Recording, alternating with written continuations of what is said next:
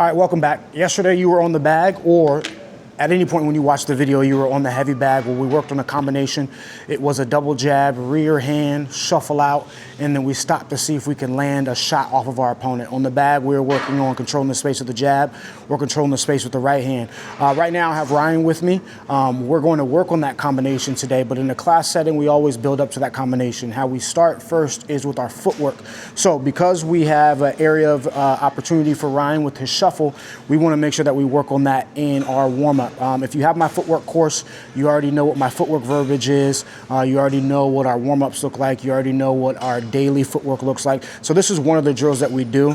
It's going to be a shuffle pivot, realistically, something that I do off of our box pivot. So our box pivots look like this, where we would just step forward, I would pivot, I would pivot, I would go to the right, pivot, pivot, I would go backwards, pivot, pivot, I would go to the left, and I would pivot, pivot. Now that's not fight choreography, that's just a way for us to get the reps that are necessary for us to get better at boxing, specifically in our footwork.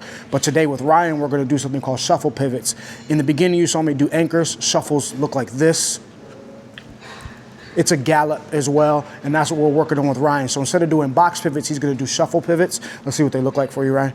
Take your time with it. You remember, we're warming up. I want everything to be perfect.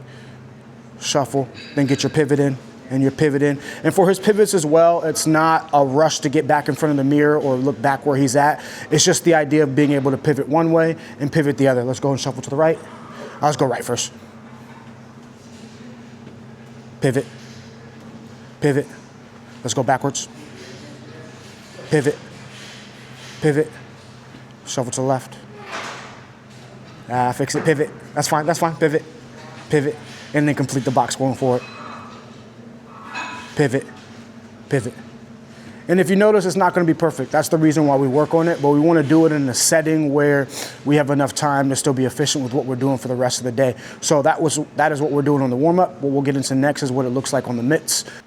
So this is the mitt work portion of the combination, or the coaching portion of the combination. So getting back into what the full combination is, once again, we have a one, a two, a shuffle out, I chase, and he's gonna control the space with the jab. That's what the combination is. I call it a double jab rear hand, because as you get better at this and you notice what your opponent is doing, you might be able to throw that rear hand and make it something else.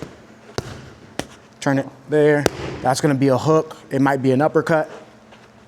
It might be an overhand. Those are some of your options, so that's why I say rear hand. It's gonna be dependent on what your opponent does and how you set them up. So if we look at this from an application standpoint, we're just not gonna be linear, because that's not how you fight all the time.